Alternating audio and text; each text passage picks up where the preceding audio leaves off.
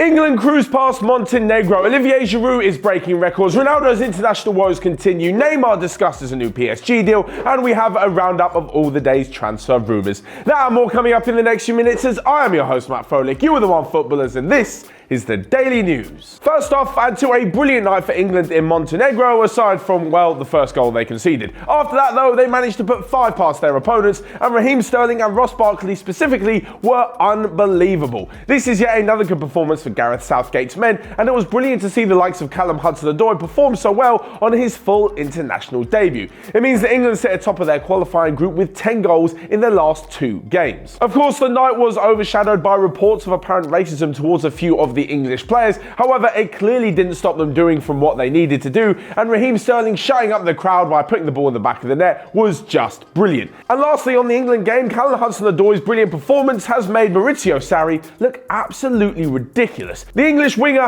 now has more England international starts than he does Premier League starts at 1. So even with all of Sarri's struggles at Chelsea, he's still not playing the England winger, who it's clear is definitely capable of playing at international level, so why won't he give him a few starts? My guess is that with Chelsea's upcoming transfer ban in the summer, Hudson-Odoi will be staying at the club and will be given much more of an opportunity to shine.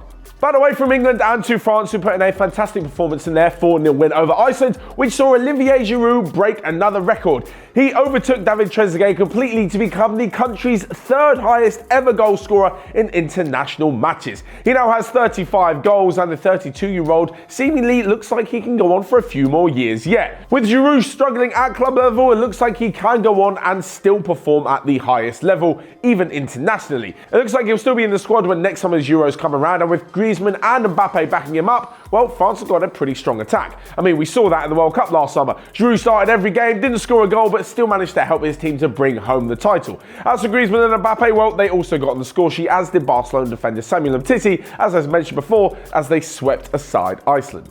All of this means that Giroud is now only 17 goals away from breaking Thierry Henry's record of 51 goals and becoming France's highest goal scorer of all time. Not many people would have bet on that within the last few years. And to our last bit of international news over the recent international break, and it's to Cristiano Ronaldo, who limped off injured in Portugal's 1-1 draw with Serbia last night. The 34-year-old pulled up in the 31st minute with what looked like a hamstring injury and just added to his and Portugal's woes over the international break.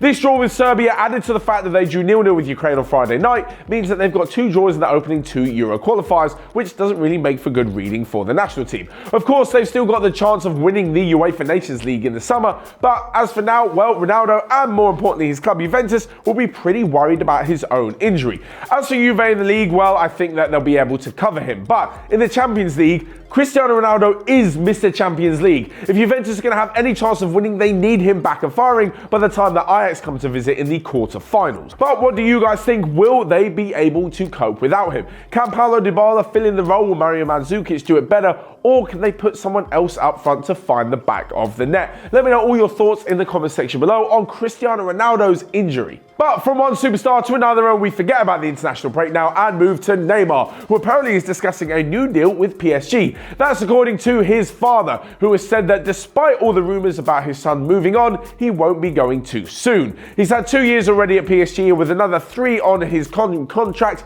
he is still negotiating a new one.